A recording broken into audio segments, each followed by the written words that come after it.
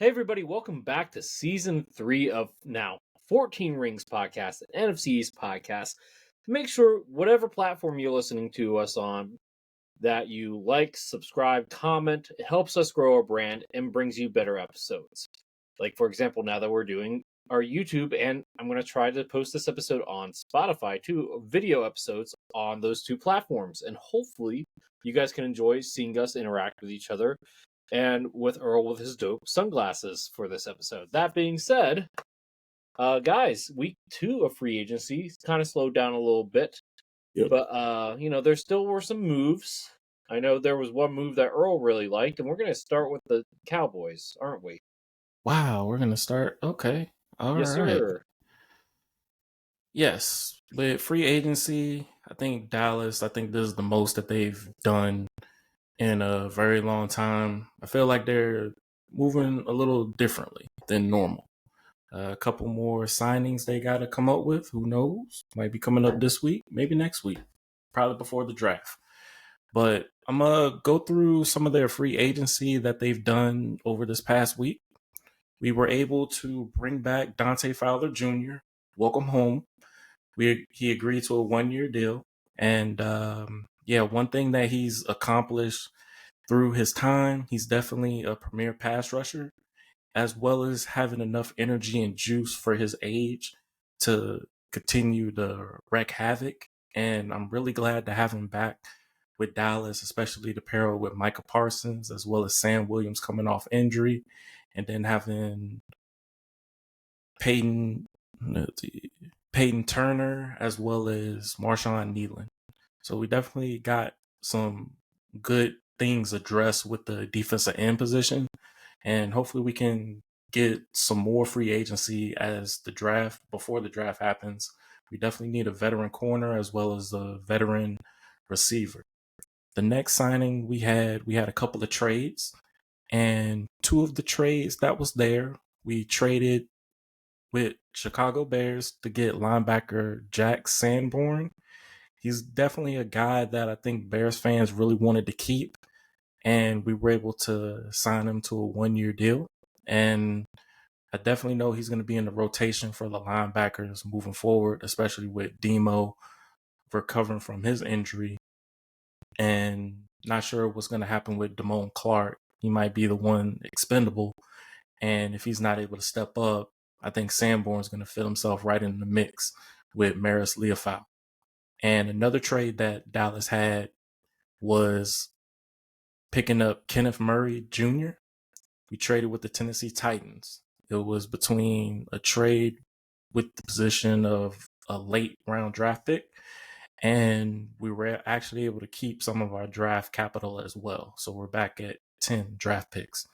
But Kenneth Murray was one player that I really liked coming out of Oklahoma. He actually teams up with CeeDee Lamb, the Oklahoma boys. And one thing that I feel that fans aren't understanding with the signing and trading of Kenneth Murray is that he's a guy that can actually potentially start right now with Maris Leofau. And they're not okay with that for some reason, where they felt they could have got Dre Greenlaw. You really can't go with familiar faces, because there's other players out there that can still get to where they need to go and do their thing. Now, this is Murray's third team, and hopefully third time's the charm with him on this roster. I think it was a very solid pickup. We were able to re-sign Israel Mukwamu to terms. He's got a contract extension, and he's one guy that I believe will compete for the cornerback 2 position while Diggs is recovering from his injury. And we also traded for a corner in Khalil Elam. We traded with Buffalo for a late round draft pick, and I believe he's going to be competing for cornerback 3. Now, with Jordan Lewis going to Jacksonville, we definitely have a couple of gaps going into the cornerback position. And one thing that I know for what Eberflus would like to do, as well as the team as well, is physicality. And from what I've seen on tape dealing with Khalil Elam, is that he is physical at the point of attack. He's definitely played in the playoffs as well, so he's got that experience. and he's just looking for new scenery to scratch the surface. And I'm looking forward to seeing him play with the star on his helmet as well. I'm going to look at some of the other free agency that moves that we did this week. We extended Dakota Shepley. He's a tackle. We definitely need the assurance on the O-line. And we also signed Paris Campbell. He was with the Eagles this past season. He's definitely a speedster, and I'm just very interested to see where it's going to play out with him on this team, as well as just utilizing his gift of speed. But I really think Dak Prescott right now needs that power forward, maybe a small forward at receiver. He needs a big body receiver to throw to. I'm kind of tired of him throwing the Smurfs. And yeah, me and you both when it comes to our team's wide receiver core. Yeah, so maybe Paris Campbell can work his way on special teams with Cavante Turpin, put both of them back on kickoff returns, pick your poison, speed kills. But that's pretty much. You're missing one. Oh, yeah, I am. We signed Miles Sanders to a 1-year deal. It's kind of like a running back swap where Rico went to Carolina and Miles Sanders went to the Cowboys. And Miles Sanders, he's on his third team as well. And third NFC East. No, sorry, I was thinking of Paris Campbell. Yeah, he went. He went from Giants, Eagles to Cowboys. Sorry, go ahead. Oh no, you're good. Yeah, he's definitely a running back that's still, I think he's around maybe 26, 27. Not too far off the ledge where signing him to a 1-year deal wouldn't be too bad. I mean, he'll be competing with Javonte Williams. You still got Deuce Vaughn there, and then Hunter Luque. So, well, that's all I got to say about free agency. Earl, let me ask you a question about your running back. Are you cool with them drafting if they don't draft a running back in the first or second round, are you good with a running back by committee going into next season? Yeah, I'm cool. I'm cool with it not necessarily having to draft a running back in the first 2 rounds, maybe the 3rd round, 5th round. I think I got a chance to look at the combine and everything that I saw from there. You can get a running back closer, at least the 5th round. And I know Dallas got a bunch of 5th round draft picks.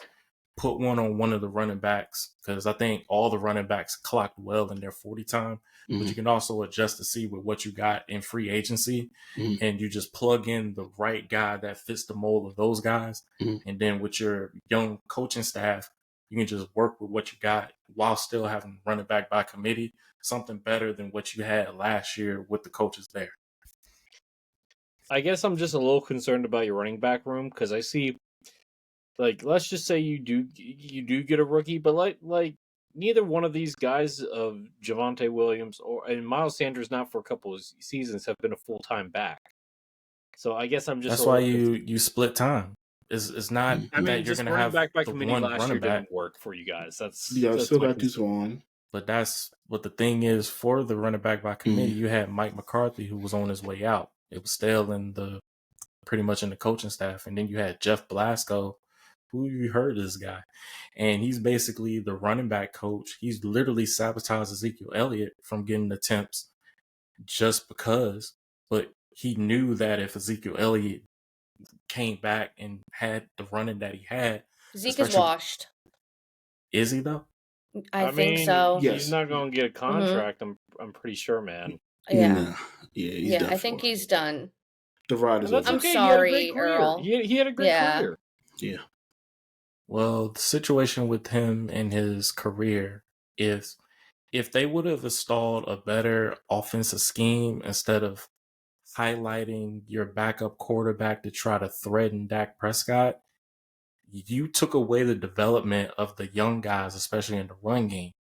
Now, if they really fully understood the run game, I could see Ezekiel Elliott with Rico Dowdle wrecking shop because the guys got the reps in order to get their run game going.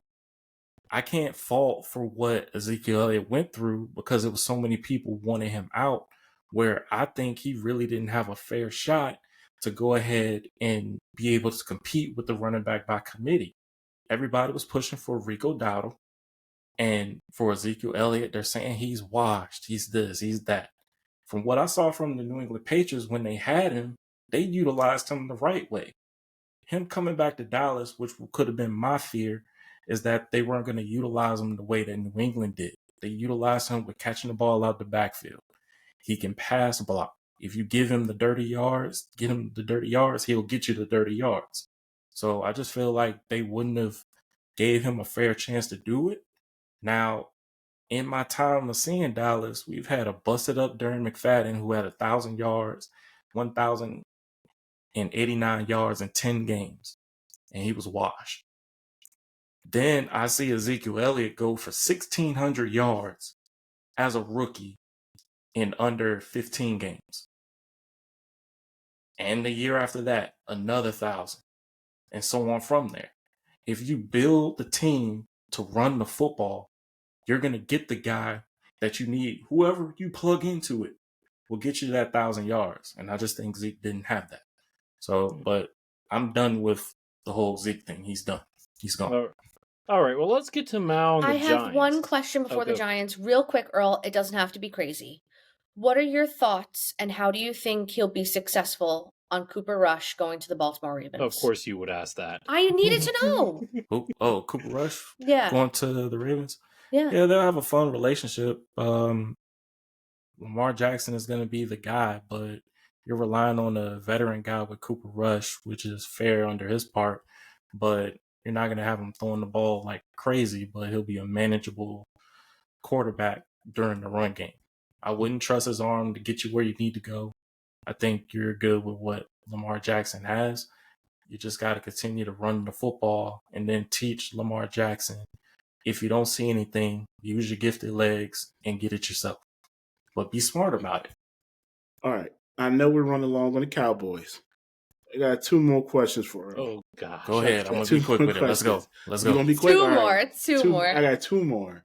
It was reported by other media that Dak and CeeDee Lamb tried to recruit Cooper Kupp. Your thoughts on that? And DeMarcus Lawrence. Can I chime in on Cooper Kupp real quick before Earl goes? Yeah. I think the Cooper Kupp thing was strictly just money that Jerry wasn't willing to give him. Because of money, yeah. Yeah. Mm-hmm. I think he would have been a Cowboy if Jerry was going to give him the money that Seattle offered him. I'm not going to lie. Yeah, I agree. Mm-hmm. But you go ahead, Earl. Well, I was just going to say with the Cooper Kupp situation is that Dallas really needs that wide receiver too. CeeDee Lamb, you know what he's got. And CeeDee's also said that he needs help. And if the other receivers aren't stepping up to do it, you get a veteran guy in there who knows how to do it. I'm on the campaign now to sign Keenan Allen. Hashtag Key Allen to Dallas. And if you can get that big body receiver that Dak Prescott needs, he needs someone either 6'2" or more. I'm tired of these 6'1" and under receivers. I'm tired of him throwing the Smurfs. So if they would have got Kupp, that would have been a good fit. Try to get Keenan Allen. Or if you want to, try and bring back Amari Cooper. That probably won't happen, but try to go for Keenan Allen. Okay. And then the situation with DeMarcus Lawrence. I got popcorn for that one. I'm not gonna lie. That was spicy. I like that. Hey, I mean, DeMarcus Lawrence talks that talk whenever he does. I think for him, he was really just trying to catapult, just showing what Seattle is getting in him. But I think that was kind of a odd jab to Dallas. And I think from that, it united all the fans together to be like, hey, D-Law, you can kick rocks. But at the same time, there was some intellect where there was some troubles in the locker room with who is the defensive main guy, who's the alpha, who's the defensive superior. And I think between Micah Parsons and DeMarcus Lawrence was about his vision, but Micah saw something brighter that could potentially happen. And in order to make that happen, you had to move on from DeMarcus Lawrence. And I believe he wasn't going to get another contract due to his injury history. And for him, I think he wanted to take a shot at what's going on. For me, I wanted this dude going by 2019. But he continued to stay there because he was like, Hot Boys this, Hot Boys that. Hot Boys is dead. It's been dead since 2016. But for DeMarcus Lawrence, I wish him best of luck with the Sea Chickens. He's no longer with the Cowboys. And Sea Chickens. Yeah, I digress. Another thing for Micah Parsons, I believe he's going to get a contract extension soon, and I'm on the hashtag 877 pay Micah now. Okay. All right, Mal, Giants. Now, if you've been listening to this pod for a while, Mal, I'm gonna defend you, which is weird. Wow. Especially your QB situation. Wow, because not normally, everyone's against me for once. This is crazy. No. Well, if you've listened to the pod technically, since, the last two inception seasons, of this podcast. Lucas Look has at been... Maurice's face. He's like, what are you talking about? Like, Lucas because Lucas Can I has explain been instead of people trashing interrupting the me? New York Giants quarterbacks since we first started this podcast. He was on them like white on rice. Literally the first episode, Daniel Jones overrated. I've been given no grace. Thanks for stealing my thunder there, guys. But yeah. Oh, you're welcome. No. Anyway, so if you listen to since the beginning, I've been on the QB situation for the Giants, pretty harshly, with rare exceptions to Tommy Cutlets. But I feel bad for the Giants QB situation because, here's the deal. Aaron Rodgers, get your stuff together. Tighten up. No. Because time, make up his mind.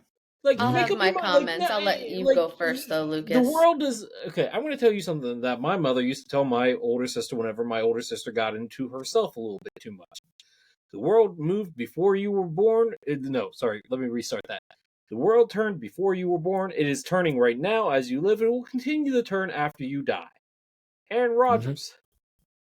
The NFL world will leave you behind if you take too long. Players are starting to get on their nerves. Steelers player, Cam Haywood. Mm-hmm. He's like, either you're a Steeler or you're not. Get over it. Right. Look, right. Other people are trying to get jobs too. It's not just you. You are holding up the whole entire market. And if you're this selfish in free agency, look, if it's taking you this long to decide whether or not you want to play, guess what? You shouldn't play. You should just retire. Maybe she just maybe I don't know, man. But Lucas, maybe he just continues to do the discount double check and just stick with doing commercials. Maybe he should. But at the end of the day, look, I feel bad for the Giants. I think the Giants, they have options here. You got Russell Wilson, not my number one option, probably my number two. Jameis Winston. By the way, poll question. We'll get to that because that was an interesting result. But anyway, Jameis Winston. That's another one. Joe Flacco. If you're gonna start the rookie from day one, you guys are gonna draft a rookie. Joe Flacco, he's a good mentor. Not saying that you should start him, but he's a good mentor, right? So you don't want old man Flacco. I want old man Flacco. I'd rather him than old man Rodgers at this point. Yeah, that's fair. Because at least old man Flacco knows his place and knows the pecking order. Respect the pecking order. Maggots. What's up, Earl? Yeah, Earl's raising his hand. He's got a thought. Yes, Earl. Lucas, I know you're putting so much effort into what they should do at quarterback. I think they'll be fine with what they figure out. They're probably going to draft Shador. Let's be clear. They're probably going to do that. What you need to really focus on is who's going to protect that prize piece. If Andrew Thomas is healthy, they were actually a pretty good offensive line last year. If you look at the line as a whole, you definitely got to address what's going on. Because, you can get that shiny quarterback, that one you want in the bright lights. But if he's running for his life, going for 45, 50 yards just to try to get past the line of scrimmage, it's a problem. So you really need to address with what's going on with the line. Then you can figure out your quarterback situation because you got the receiver, you have the running back. Now all you got to do, shore up the line and make sure your quarterback is safe. Well, they've been shoring up the line, and I'm going to let Mal take the reins on that one now. Yeah, so I really liked what the Giants have done this free agency, which was exactly what I wanted them to do. I wanted them to address the defense heavily in free agency. And that's what they did. So let me get into the moves first, and then I'll get into the other things. So since we last spoke last week, guys, we signed defensive tackle Roy Robertson Harris from the Sea Chickens. And honestly, I like this move. Do I think he's going to be a day one starter? Probably not. But Dexter Lawrence needs a break. We needed to get help on the defensive line. And, we did that with the Gulston move with, defensive edge. And honestly, we needed to get a defensive tackle next to Dexy, or even just to be depth so that he doesn't have to be on there every single snap. We needed some movement there. I still think we need to draft a tackle. I don't think as high, but I liked this move. That was one. The next move that I really liked was re-signing Amir Smith-Marset, who is our punt returner. I think that guy just fits well with our special teams scheme. I think that, he had 2 kick returns for touchdowns for us, which is pretty good. We hadn't had one in years. I can't even remember the last time that we had one besides Gunnar Olszewski's last year. But genuinely, like a kick returner who can actually provide. And Smith-Marset was awesome. I'm a big fan of him. So I'm really glad with this move too. We re-signed offensive lineman Aaron Stinney. Not anything that's going to move the needle on the line, but a good vet signing. Someone who could be there, because I do think we are going to address the line more in the draft. I think we freed ourselves up by addressing safety, cornerback, defensive line in free agency. I think that gives us more opportunity to actually pick higher in the 2nd or 3rd round to get more linemen, especially because this draft is a little more deep with those linemen there. We signed offensive lineman Stone Forsyth. I don't know much about him. He's also from the Sea Chickens. He was a 6th round pick by the Sea Chickens in 2021. So, Earl, at the end of this, I'd like you to give me a little more info on him because I haven't watched much tape. Or Maurice, if you guys have seen anything about him, just let me know. We also officially signed offensive tackle James Hudson III from the Browns. We spoke about that last week. We officially signed linebacker Chris Board, one of the peak special teams guys that we're really looking for because we've always struggled on special teams. Officially signed Chauncey Golston from the Cowboys, which I'm very excited about. I think he's going to be great, especially with the absence of Aziz Ojulari, and Maurice will talk about that when we get to your team. Then we officially re-signed Darius Slayton, officially signed safety Javon Holland, one of my favorite signings of the offseason. I think that we really needed to replace Xavier McKinney in some way, shape, or form, and him and Newbin make me excited. So that's one really good signing that I like. We officially also signed Paulson Adebo. Honestly, this all depends on his health after that injury, but he has the potential to be really good over there with Drew Phillips and Deontay Banks. So that's a good signing for us as well. We also signed defensive lineman Jeremiah Ledbetter, who's from the Jaguars, I believe. And don't know much about him either, Earl, so if you can give me a little more on that, that'd be great. We also signed linebacker Demetrius Flanagan-Foles, which is always good to have depth at linebacker behind Okereke and McFadden, especially because McFadden had a little bit of an underwhelming season last season. So that's not even a bad move there. And then we signed outside linebacker Victor, I'm going to slaughter this last name, and maybe you guys can help me, Dimukeje from the Cardinals? Dimukeje? Yeah, Dimukeje. I think you all said it right. Okay. Dimukeje? Yeah, Victor Dimukeje. So I like what they've added on defense. I think that this frees up a lot of opportunities for us to kind of attack what we need to offensively in the draft. We got the comp pick from Xavier McKinney in the 3rd round there, so I think we can actually develop some talent there. You guys give me your thoughts, what you're thinking, and then I'll go into the quarterback thing real quick before we move on. No real question. My thoughts is just you guys are setting yourselves up for the draft. Yeah. Mm-hmm. That's what this free agency is all about for the New York Giants. Setting yourself up for the draft. I don't know. We're going to talk. We have plenty of weeks to talk about the draft. I have no idea what you guys are going to do at number 3. Me either. I think that's cool though, because we'll actually not be really expecting it until day of, because there's so many different things this year that can happen at 1 and 2. I got 3 moves y'all can do for pick 3. What? Okay. Do you want to talk about them now, or we want to wait until my mock draft? Yeah. I could talk about them now real quick. Okay, go ahead. It's either going to be Travis Hunter, Abdul Carter, or a quarterback. Yeah. If Abdul Carter gets the 3, he's had reported that he had an injury. but he should be okay. If he gets to 3, I think that's a no-brainer pick. Yeah, because you already got Dexter Lawrence and you got Thibodeau.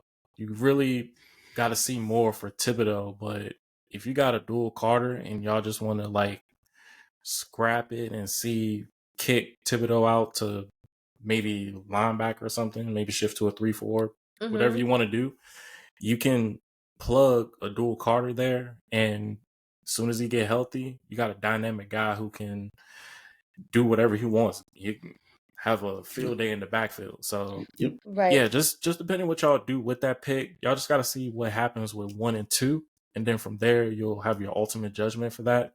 Your free agency is definitely setting up for the draft, and you just really got to see how they're going to compete, especially with the offensive line, compete to have the best 5. Because basically, y'all need to figure out who your best 5 is at the offensive line position, because that's going to ultimately figure out what you're going to do with that number 3 pick. Is that you got enough to shore up the offensive line, get your quarterback. But if you want to try to do more on the outside and go lineman, that's okay too. You're just pretty much just getting the right pieces to protect your queen piece, which is whatever quarterback that's going to be. Right. Now, before we move forward into my last thoughts, before we move on about the quarterback, Earl, do you know anything about Ledbetter or Forsyth? Not all the way through, but I definitely know because, wait, which position was Ledbetter? It's a linebacker. Linebacker? Mm-hmm. I think he's going to be a depth piece for you guys. Oh, I'm sorry. He's defensive lineman. I'm sorry. Defensive I apologize. Lineman? Okay. Yeah. Well, he's so probably a depth piece, I would think. Depth piece, yeah, for that point. When you said Stone's Forsyth? Yes. He's an offensive lineman. I've heard he's a good depth piece. That's about it. All right. That's all I really wanted to know, which I kind of figured. But to finish up with my thoughts on the quarterback situation, since we're talking about it, at this point, in my eyes, all veterans that are still on the board are on the same caliber at this point. Yeah, Truly. They're really just going to be there as like a step in, as a way to teach the young quarterback that comes in, because no matter what, the Giants are going to draft a quarterback, whether it's round 1, round 2, or even round 3. I don't care, but they have to draft one. There's whoever their guy is, wherever he is, it has to happen. So whatever veteran steps in at this point, I really don't care. I just really don't want Aaron Rodgers, because the guy really thinks it's all about him. And I saw what happened with the Jets. Don't bring that here. Go be a Steeler and wreck that team. Go be a Viking and wreck that team. I really don't care. But he thinks we all care. And then he has Giants fans out here like, oh my God, what's Aaron Rodgers doing? Like, just go smoke ayahuasca and live your life. Leave me out of it. I think he should just kind of hang up the cleats, because I really don't think they're gonna bring that to their organization, knowing that they're trying to cleanse it. So right, but they had every opportunity. They've met with Flacco, Wilson, and Winston. And there's no deal. Just tell the guy, go and just sign whoever. We don't have time for this. We really don't have time. I'll say this. This is going to be in a hilarious clip when Aaron Rodgers signs with the New York Giants. I swear on my life. Y'all won't see me for 2 weeks. I'm going on a darkness retreat. I'm going on a darkness retreat with ayahuasca, and you guys will not see me for 2 weeks, okay? I'll leave that at that. You will be missed, but in the words of Earl, I digress. We can move on. Yeah, let's get to the Commanders here, and pretty much, after the episode last week, it was more or less just filling out our depth. All of our big, free agent moves were more or less trades, and I'm okay with that. Look, I'm not going to complain. We brought back a lot of good veterans, some of which I was kind of surprised, some of which I wasn't. Glad to have Marcus Mariota back. Kayvon Seymour came back, added some new faces. Eddie Goldman, Jonathan Jones, good veteran there, and Deatrice Wise, all depth pieces. And then you go, and let me tell you, on 5 days ago was the big one. I almost ran out of room on our graphic to list all the players here. I saw that, yeah. KJ Osborne was surprised about that one. Yeah, barely played last that was a year. good pickup. I don't know. I mean, we picked him up off of waivers last year. Barely played. I don't know. I would have been okay if we didn't. But Hey, whatever. Lucas, think of it this way: he was a Penn State guy. Didn't y'all have a Penn State guy beforehand? Technically, yes. Maybe y'all rewrite your wrong of a Penn State receiver. Well, we'll see. Anyway, so Andrew Wiley restructured his deal. Happy about that. He got some more guaranteed money now. Good for him. Was surprised to see Michael Dieter back. Not gonna lie, was not a huge fan, but you know what? Interior guard depth, fine, sure. Very happy about Sheldon Day being back. Very happy. Good depth piece. They call him the glue guy on the defensive line. Really much enjoy him. Noah Brown's back. He has been cleared too from his kidney injury. Very happy for him. Trent Scott, the one guy I did want back, is back. Very happy about that too. Noah Iggy, or Noah Iggy, I can't say his name. Benogany. You see, I'm not going to try. I'm just going to call him Noah Iggy. He's back on a 1-year deal. Good depth piece. Nick Ballor's back. And Jacob Martin. Edge. Not one of our current players, but I'm glad, depth there. It seems like we're filling out our depth right now. Look, that's what free agency is about, filling out your depth. Get your star players in the draft. We made some bigger moves. And then also got guard Nate Herbig and re-signed Clean Farrell. So very happy about all those depth pieces. I think that's pretty much it. Yeah. So that's it. I'm happy about the depth pieces. You bring back some veterans, some culture guys. You bring in some new veterans. Guys that want to try to win. I don't have a major complaint with any of the moves that we made. Do I wish that we hit on some of the big names? Sure. But at the same time, the names that we did hit on, I like how they fit. So I'm not going to complain. Any thoughts, real quick? Well, you guys went big with Debo and Tunsil, so yeah. See, our free the agency moves were really trades. So yeah, true. And listen, you're in a spot now, Lucas, where you have a good GM who really is in a good direction. You guys literally were a game away from the NFC Championship, literally after being so awful for so many years. And listen, as someone who went through like that 1-year wonder of like the Giants making the playoffs in 2022 and then being so awful, I just don't foresee that with Commanders. Yeah. I think there's really only up from here. I think adding depth right now, because you technically are still in a rebuild. Yep, Remember we still that. are in a rebuild. Yep. Even though you competed this year, there were still things that you guys needed to address, and you're doing it piece by piece. And look at how the Eagles look at how they win in general. And Maurice can attest to this. Howie builds the trenches, because when anybody goes down, there is a replacement that is literally, you look at them and it's not even like there's a difference. That's what you do to win football games, because next guy up is just as good, maybe a little worse, but rises to the occasion because they have the capability. They're not just practice squad players. Yeah. So you build this depth now while you compete, and then you're in conversations to win the division and win the Super Bowl like the Eagles were. That's where all of our teams need to get to, and yours is on the closest track to doing that. So I'm not disappointed in any of your moves. Yeah, and here's the other thing to keep in mind. Very few of these moves were more than just 1-year deals. That means we're still going to have cap space next year. Right. We're still going to have cap space moving forward. So, right. We might not have hit on all the big names, but guess what? We still have next year to hit on the big names, and the year after. And honestly, you can draft your own big names. Look at what you did with Jaden Daniels. So, yeah, and so Any thoughts, Earl, before we get to the Eagles? Wait, did you call them the Eagles? Yeah, because you're a little.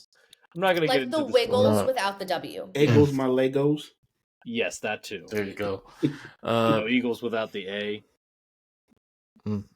We're not gonna get into that. I don't even know how you pronounce that. It's pronounced Eagles.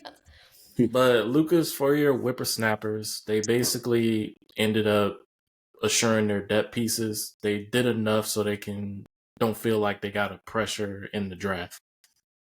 I think for what y'all have with receiver, adding Debo and then getting Osborne, he's either going to compete for wide receiver 3. because we already know who wide receiver 2 is going to be from Mm-hmm. Terry McLaurin. But I just need to see how y'all are going to do, especially with building through the trenches. Mm-hmm. Now, I know y'all lost Allen, and y'all pretty much got, what's the dude? Kinlaw. But I feel like y'all definitely need another edge piece. I'm talking like a legit edge piece. I think that we addressed that in the draft. Mm-hmm. So I think y'all have enough pieces to y'all added depth, and from what y'all lost, y'all replenished. So yeah, I think y'all are fine. It's not a bad free agency y'all had. All right, well, let's get to Maurice and his Super Bowl winning Eagles. No, you still hating on Lucas, aren't you? Still hating. You know what's so funny? What's so funny about the Eagles winning the Super Bowl? And I've been seeing like so many tweets, so many salty people, like, and it's mostly Chiefs fans. It's not even like NFC East fans that are tweeting. Yes. They're like, the most unimportant Super Bowl ever. No one's talking about it besides Eagles fans. And it's like, dude, shut up. Like, yeah, let us enjoy it. Let them have it. Yeah, let's have it.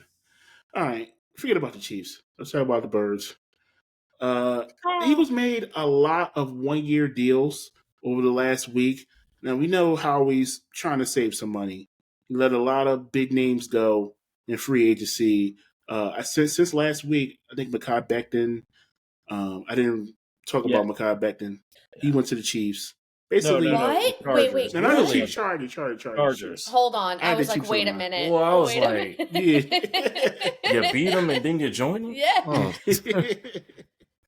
No, he signed with the Chargers on a 2-year deal for $20 million. So basically $10 million a year.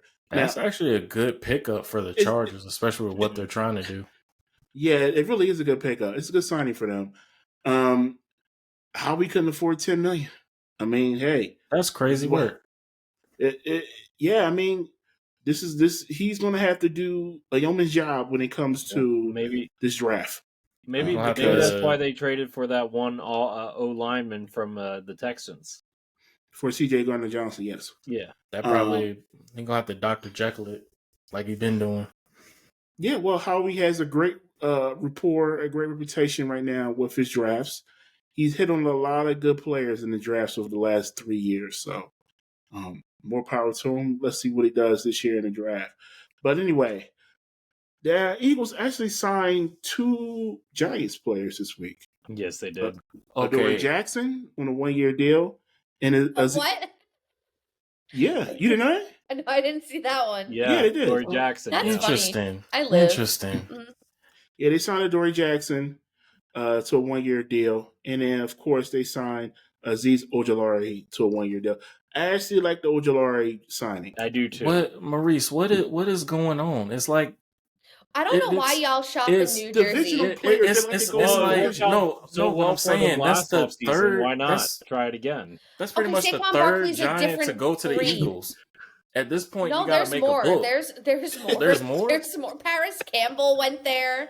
Yeah. There's more. Yeah. It's a never-ending story. Giants are like, we're on our way to go fly. We're going to go to the Eagles. Well, if you think about it this way, there's literally like a 2.5-hour time difference, like to travel between them. So they don't really necessarily even have to move or even move that far. Maybe they like cheesesteaks or something. Adoree Jackson, I don't know. Adoree had a huge fall off. But I don't know.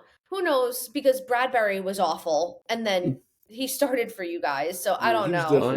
It's a pattern, Mal. Listen, I don't know, but either way, Azeez Ojulari, I think that Azeez, and like, you're like, how he couldn't afford $10 million. Joe Shane looked and was like, $4 million? Nah. Like, dude, what? Okay, whatever. I really don't know I don't care anymore. Well, it might have been that Azeez didn't want to come back. I mean, I don't even think we even offered him anything. I really don't even think we offered him anything, to be quite honest with you. The dude is always hurt, but you know that when he goes to Philly, he's going to play all 17 games. And like I'm telling you, that's just how it works. The dude is literally always hurt. In the beginning of the season, he was literally like iconic, he was up there. and then all of a sudden got hurt again. And we never heard from Azeez Ojulari again. So I can't even really blame Joe Shane, because at this point, he was building the line in a different way and went in free agency and got Golston, which I thought was a really good move. But I like that too. in the end, what works. I think that Azeez is going to do great with the Eagles, unless he turns into a Bryce Huff situation, which I don't foresee that if he stays healthy. I heard is you the guys question. are taking calls for Bryce Huff and Dallas Goedert. Yeah, Goddard. I want him to stay, play out his contract. Bryce Huff, I'll send him to the Goodbye. airport myself. Yeah, Huff is bad. But honestly, Maurice, to conclude on the Ojulari thought, he's only $4 million, low risk, high reward. If he's healthy, not a bad move. I wish we would have re-signed him, but is what it is. I really love the pick. I think he will. Hi, you can go with Saquon to the Ring of Honor. Go freaking kill myself. Sorry, you can edit that out, Lucas. I didn't mean to say that. It was just my real thoughts. I mean, I don't think That's how you felt. Look, you're Hey, a you fan. spoke I your don't think mind. that's a bad thing. I put a bookmark there, but I'm probably not going to delete that. Yeah, all right. It wasn't even that bad. Nah, it wasn't even that Could have bad. been worse. All right, let's get back on track. So, Yeah, go ahead. Maurice, you buried the lead here. I'll get to it. Okay. I will real quick on Ojulari. I like the move. I think he will be good in Fangio's system. We like to rotate our defensive linemen. Hopefully that will help to stave off any type of injury or risk of injury. But remember, Ojulari is only 24, and he's been in the league. This is going his fifth year. He's really young. Yeah, he's really young. This is fifth year. I think y'all might have got a hit with him. I think we picked him up second or third round. Mm-hmm. I want to say. And by the way, he's also from Georgia too, so there's another Bulldog. Yeah, he just didn't work out for us because of the injury issues. Philadelphia Bulldogs. He worked when he was healthy. He's a very talented player, and if you can get him to stay healthy, you guys, I think Got another prize piece. Yeah. Mm-hmm. Yeah. Just to go over real quick some of the 1-year deals.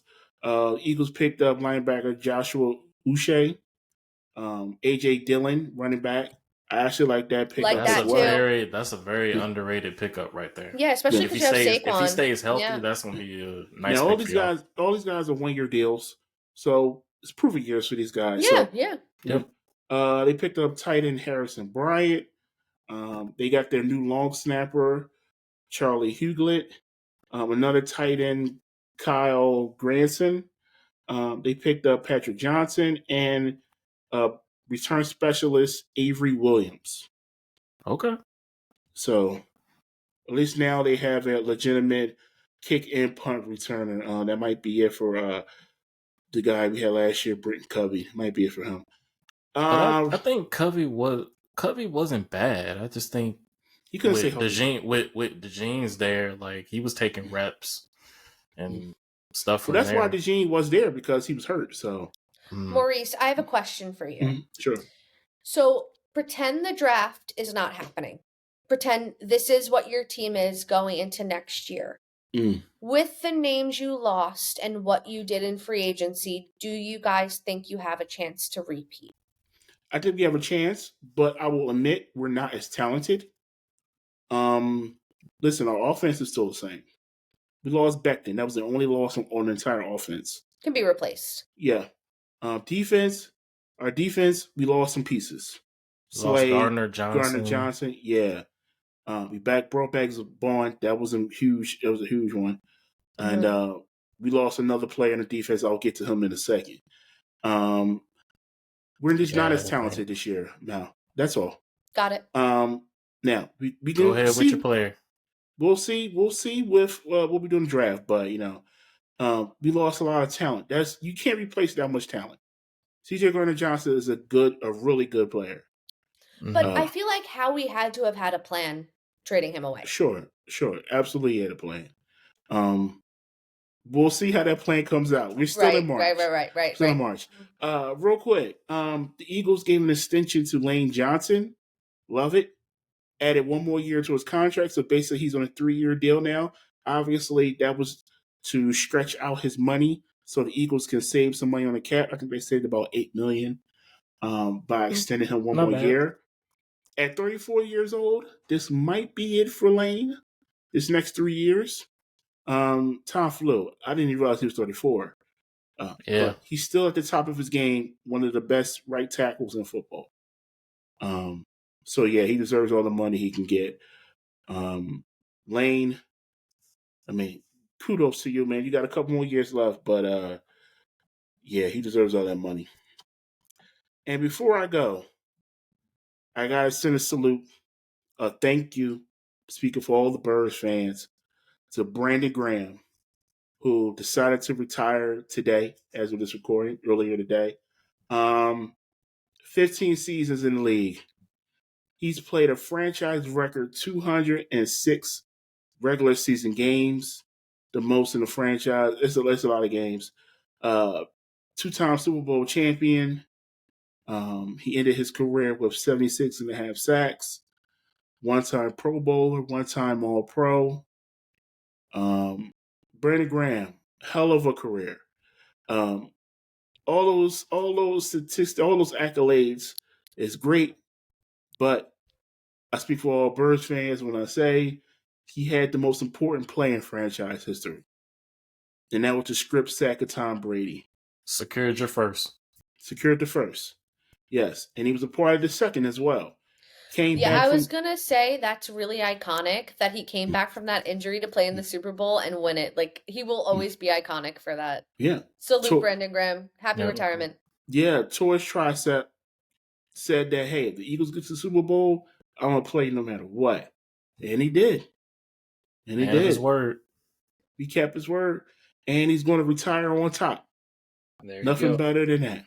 Nothing better Credit than that. where it's due. So I want to say a thank you and a hell of a career to Brandon Graham. Your influence on this locker room is going to be missed. Your influence in the community is going to be missed. All-time great guy. I didn't catch the entire press conference today, but I did see that even before he started the press conference, he went and shook every reporter in that room's hand and gave him a hug. So that's just the type of person that Brandon Graham is. A great person, a great football player, and I wish him nothing but success in his future endeavors. Thank you, Brandon Graham. All right. Happy retirement, Brandon Graham. Salute and go blue. Yes, sir. Yes, sir. Well, let's get through this social media stuff pretty quick, guys, and let's wrap things up here. Sure. Let's get to the mailbag, and we're back to team-oriented mailbags in this offseason. So we're going to start off with the Dallas Cowboys. And I have one question from Ed Helinski. I said it right. Ed Helinski. Thank you, Ed. Thank you for your question. His question is, so far after a week of free agency, how would you grade the Dallas Cowboys free agency? I will give them a C+. I think they made sure they didn't lose too much on their roster, especially with signing close to 23 free agents, where before the season ended, they had 23 free agents they needed to sign. Overall, just get one more player, and they really shored up enough to keep the depth on the roster where you don't have to feel like you're pressing too much in going into the draft. Now, if some of these players start to play and earn the star on the helmet and make names for themselves on the prove it deals, then I may bump the grade up to like a B- or so. Or if they just excel and skyrocket to the roof, I'll give them a solid B. But for right now, I'm going to give them a C+. Okay. All right. Earl, let's get to who's that football player. All righty. It's time for who's that football player. I really could care less. This player played with the Philadelphia Eagles back in the 2005 season. This player had 126 carries for 543 yards with 8 touchdowns, with 10 receptions for 133 yards and 1 touchdown. Mal, as well as myself, who's that football player? I'll be honest, if I didn't make the graphic, I would have no idea who this is. I tried. Wait, 543 yards for carries, you said? 126 carries for 543 yards. So it's a running back? I assume. I mean, I'm gonna go with Brian Westbrook, but I don't think that's right. I'm gonna say Brian Westbrook, but at first I was gonna say Carell Buckhalter, but I'm gonna go with Westbrook. I don't even know who the heck that is. I'm sorry. Maurice, should I tell them or should you? It is, in fact, Carell Buckhalter. Okay, you should have gone with your first instinct. Was that the backup running back? Yeah, got him. It was. Got Earl. It's a win this week. We got Earl. At least I knew who the 2005 running back was back then. I had to go back up. He was basically Deuce That's Staley's fair. backup. That's I had fair. a feeling. Look, Deuce Staley, Brian Westbrook. Yeah. When I went there, I was like, "Why does it sound like Buckhalter?" And then I was like, "Wait a minute, Westbrook." And I was just like, "Yeah, he might have got me this one." Good job, Maurice. Good job. All right, Mal with the poll question. Not the mole question, the poll question. The mole question. All right, let me find it real quick. I know it was a Giants one, so which of the remaining QB free agents should the Giants sign this offseason? Aaron Rodgers, Russell Wilson, Jameis Winston, or Joe Flacco? Just want to start with Joe Flacco was not high. He was the lowest one. Well, they brought him in for an interview. That's why I included him. No, I get it. It's fair. But most said Jameis Winston. And honestly, Jameis Winston is giving personality higher because, like, he really has, like, the best personality. Like, I'm for it. At this point, the Giants are a joke. Give us a personality. Like, whatever. Look, Jameis Winston might lose some you crab legs, too. Too, but he's probably going to win you some games as well. He might, but... Yeah. The quarterback situation, I'm very depressed at. Aaron Rodgers is going to get you the most wins unless you draft like a. Will he? Wait, who? Will he? Aaron Rodgers. Nah, that's false. You don't think so? Nah. Look at the Jets roster last year and how many wins did Aaron have? So, do you guys think Aaron Rodgers is completely washed? Yes. Yes. Okay. And also a psychopath, but. Well, no. I don't think he's a psychopath. I think he's just a borderline narcissist. There's a difference. There's me, myself, and I when it comes to He's not all there in the head. He's not all there in the head. That's all I'm saying. Yeah. All right. Anyway. So the next thing is Commanders Trivia. Now, this one, I give myself a little bit of pride because I think this was a tough one here. All right. Let me pull this up. There it is. There are 3 former Redskins. Yes, I said Redskins, so to give you a time frame, this did not happen within the last couple years. 3 former Redskins that are tied for the franchise record 3 fumble recoveries returned for a touchdown. Who are those 3 former players? They play with the Washington Parappa Rappers. Oh my gosh, yes. The Rapid. That was a great game, by the way. Mm-hmm. Yeah, you gotta believe. So, who are the 3 players? I'll go first. I mean, it's going to be hard for me to give you 3, but hopefully I'll hit one of them. D'Angelo Hall, Dexter Manley, and the last one would be Darryl Green. You got 1. All right, cool. I'm getting out. I am going to be so for real with you. I'm not even going to try. Just don't 3. Come on, 3 names. It's part of our bit. Come on. You got to try. It's part of the bit. Participate. Do it for the pod. I'm trying to think. Because, like, so basically, any player from like, any player before 2020. Yeah.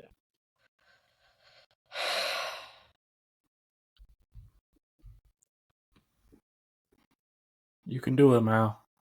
I believe in you. Please hold. Your call is very important to us. It definitely is.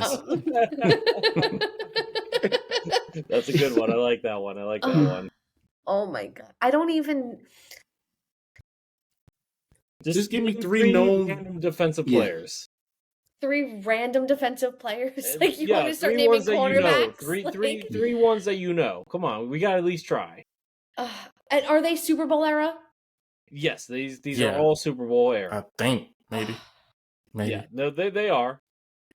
Technically, one played his first season before the Super Bowl era started, but he played the majority of his career. I knew Lucas was gonna do this. Okay, so don't judge me because I'm literally just gonna throw out Commanders' defensive name. All right, let's say Charles Mann. Okay. D'Angelo Hall. Okay. Because I honestly, I was thinking that, but I don't know. Mm-hmm. And let me cook. That's Maurice's deal to cook. Yeah. Ken Houston. Okay. I don't even know who Ken Houston is, so I'm going to say that right now. Okay, he was a safety for you guys. Doesn't mean that if it happened before 2005, the answer is I'm not sure. Okay. So why would you ask the question? Because I know the answer because I looked it up. Okay, Earl. Okay, so Ken Houston is not the answer. But I'm glad he is not. You did get 1 out of 3 though. Okay, 10-4. Earl, who you got? He's gonna know all 3 like immediately, so it's fine. I'm gonna go Brad Dusek, D'Angelo Hall, and Chris Hamburger. Okay, did you read that off of Football Reference? Really? He got all 3 right? There's no way. Those are the 3 right ones. Yeah, in that order. In that Come order. on now. There's no way. Earl, you cheated. I can't. I did not. I did. How are you gonna say that? In my family, I have Washington whippersnapper fans in my lineage. Also, I want you to know that Ken Houston is in the Hall of Fame, Lucas. I can't believe you don't know that he played for you. Like I said, before 2005, it is iffy for me, okay? Okay, brother. I was born in 96. I was 9 years old. This is the same excuse he uses in our other podcast, NBA Now and Then. It's the same excuse he uses when he gives us a pre-Super Bowl era question. And he's like... Because I looked up the stats. Super Bowl era, but I don't know anything before 2005. But it's Super Bowl era question. It's a guy from the 60s. I don't even see Ken Houston on the list here, okay? So, anyway... So I had D'Angelo Hall right. Yeah, and I did too. D-Hall was the easy one. Mm-hmm. Christian Hamburger, I thought that would have been pretty obvious too because he is one of the franchise greats. I thought that was a good educated guess for Darryl Green. He played 20 years. Green was fifth. It was 5th all time, tied for 4th with 2. So you were close. 20 years? Jeez. Yeah. Darryl Green was tied with one of the fastest Berlin Biggs and Brig Owens. All right. I don't even know who Brig Owens is, if I'm being honest. Same thing with Berlin Biggs. Brig Owens. Shame. I don't know who Brig Owens is either. But... That being said, I think, that's it. Let's go ahead and wrap this thing up. All right, guys. So thank you guys so much for joining the podcast. Next week, we will be starting our mock draft. So draft season is officially upon us, guys. We're approaching. How exciting. Best time of the year. So I just want draft time. So next week, Lucas, who do we have on board? What's our team? My man, JT Wolf, a.k.a. Earl, is going up first. So Earl is going to hit us up with his draft next week. But I just wanted to say, guys, thank you so much for listening. Please make sure you follow us on Amazon Music, iHeartRadio, Spotify, and Apple Music at 14 Rings and NFC East Podcasts. Make sure you follow us on our socials, Facebook, Twitter, or X, Instagram, at 14 Rings at NFC East Podcast. And make sure you subscribe to our YouTube channel at 14 Rings at NFC East Podcast. Everyone have a great night and day. Bye, y'all. Adios. Peace. Blessings.